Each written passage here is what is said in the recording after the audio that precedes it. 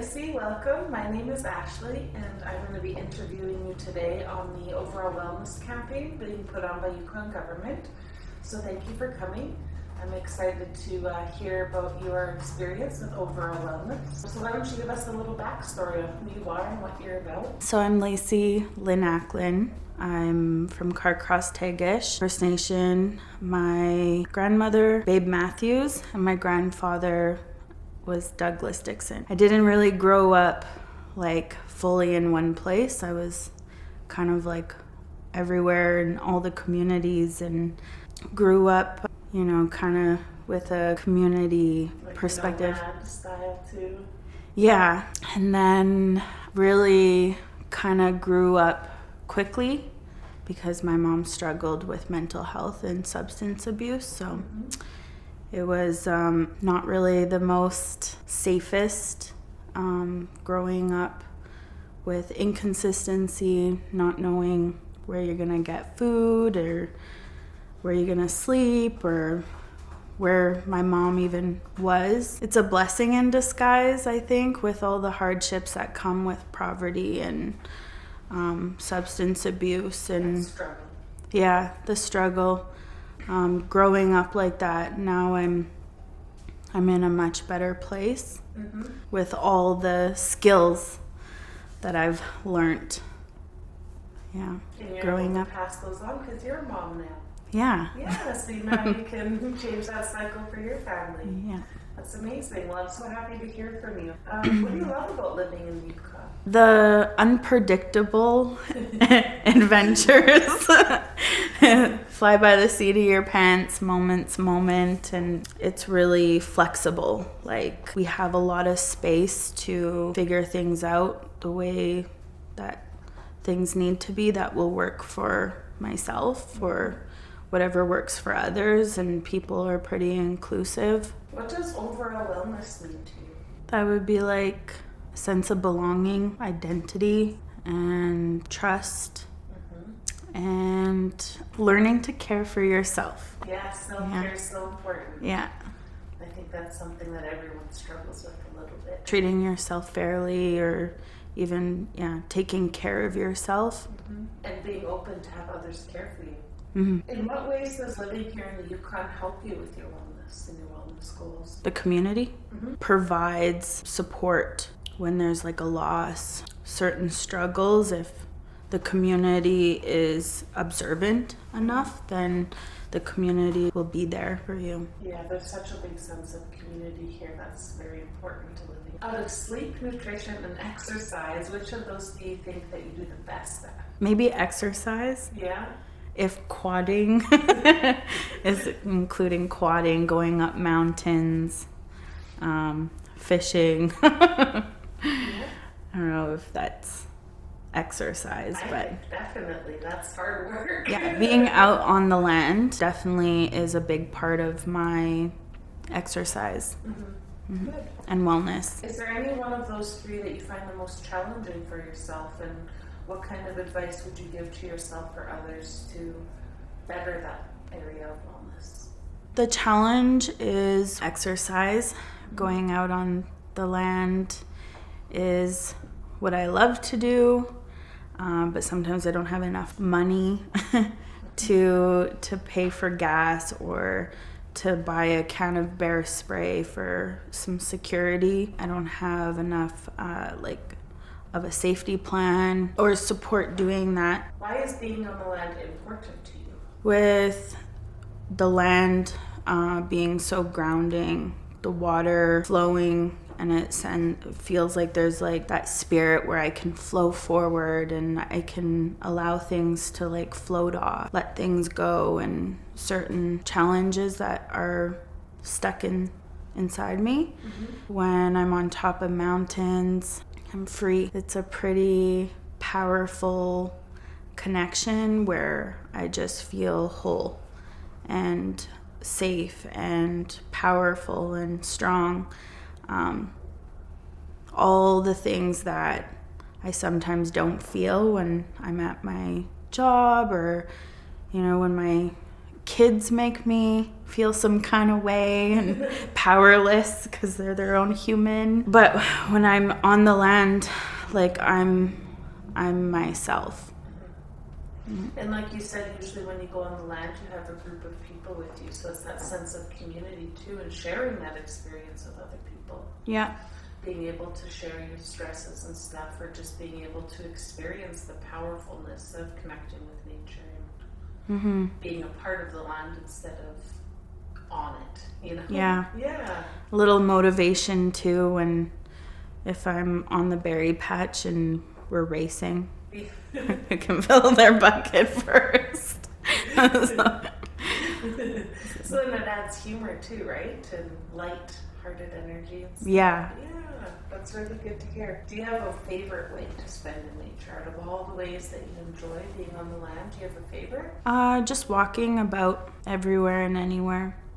Are you able to access that when you're like on your job on your lunch break or something? No. No. We know everyday choices can help keep us well. What's a choice that you're happy you make every day consciously to keep yourself well?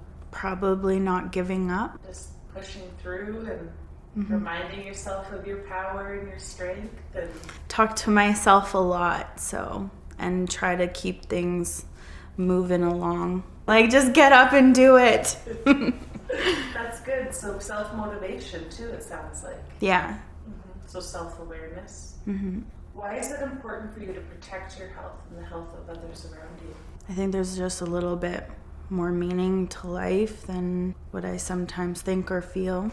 I think like a sense of purpose. Everything happens for a reason, so I feel important enough to get up and feel good, to shower and wake up and have my coffee and take 10-15 minutes to myself to just sit there and give myself some time and then go into the day and treat myself good so I can treat others good.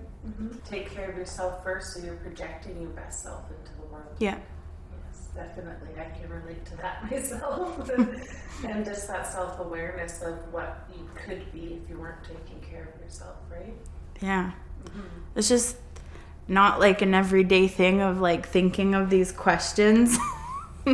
But you kind of just do it, and it's contagious. Yeah, I think that's what keeps me healthy, is just knowing that others around me benefit from trusting me, having like a place of belonging, even if I can't connect with them like every day or all the time. Or I think that connection that I have with myself, that gives that to others too, and that's like part of the purpose of my wellness. It's yeah. That's very honest and raw. And that goes back to how you said identity is important and part of wellness. Yeah. What would you say to somebody who doesn't want to miss work or a special event because they're feeling sick or unwell? What do I so think? say if someone of your friends or a colleague has been excited about an event coming up, and they're super pumped, they probably had to get childcare, pick out the cute outfit, do all the prep it takes, but then you fall unwell and then they aren't happy with having to miss out on a social event. What would you say to somebody experiencing that? Well, now I'm like extra practiced in Zoom. I put them on video camera and I would go on their behalf and they can watch it. But if I can't go on their behalf because it would just make them feel worse, then I would be more than happy to like go pick up all the little, maybe even go to the event, pick up some snacks from the same caterer, and then Bring it? Yeah, so just trying to find solutions to help them feel included, even if they can't presently be there. yeah. That's a good idea. Very supportive of you. We hear a lot these days about staying home if you're sick.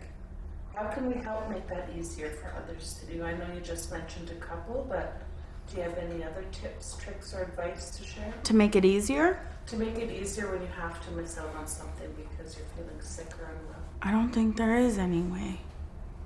Like, to make it feel better that you're at home sick yourself, and most people are passionate about what they do or are important part of that organization or department, or they're important, and when they're not there, it's like, well, we'll manage without you, right? And it, like, how do you make someone at home sick feel better, you know, when they have to just like accept that they're sick and muscle through it and be better? Maybe like a bonus paycheck, extra pay so that they can get Netflix, quality orange juice, all the medicines, instead of it taking longer to heal, holding back your cough to go and make a living. Like, you're missing out. When you're sick, you can't pay your bills. And if you have kids and they're sick and you have to be home, and then you miss out more, and then like, what's the point? Yeah, more pay. Yeah. Paid sick leave.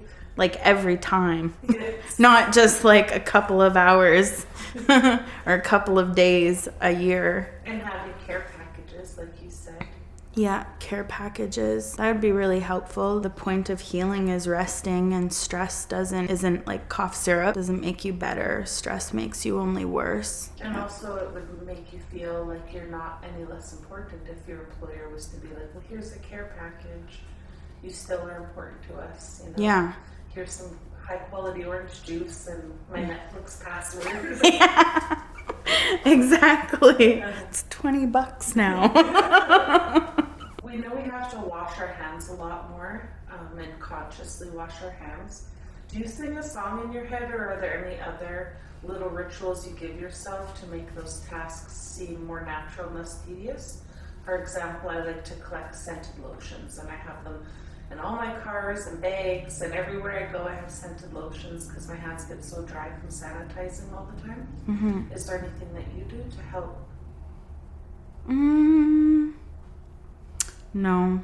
Is there somewhere you routinely go that you wear a mask still on a regular basis? It was just work. Yeah, no.